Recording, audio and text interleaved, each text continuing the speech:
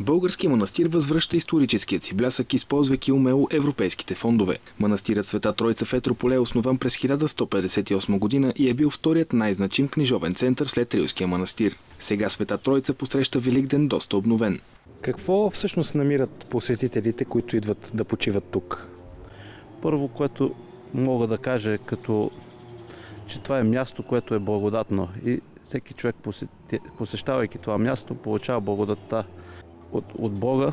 И другото, което е, хората го посещават и като туристическа дестинация, тъй като в близост до манастира има интересен водопад, направена екопътека от община Етрополе.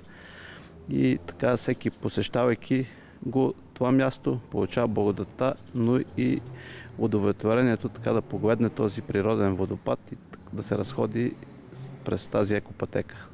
Най-жива и до днес и най-любопитна за посетителите е легендата за времената, когато Васил Левски се укрива в манастира. Стаята, в която е отсядал апостола, е запазена непокътната като малък музей. Историческите данни сочат, че апостола на свободата Васил Левски е отсядал и е спал на това легло, което виждате.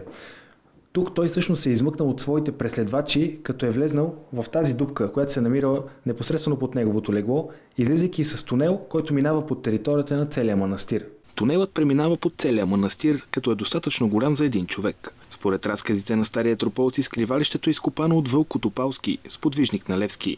Преминавайки по тунела под манастира, апостолът на свободата Васил Левски успява да се измъкне на своите преследвачи, като изходът на тунела се намира под водопад Варовитец, който виждате зад мен. Храмът в двора на манастира също е реставриран. Всички икони и стенописи са възстановени, а чрез екопътеките всеки лесно може да превърне свободния си ден в приятна разходка. Манастирът Света Троица е място, където модерното и историята съжителстват в хармония.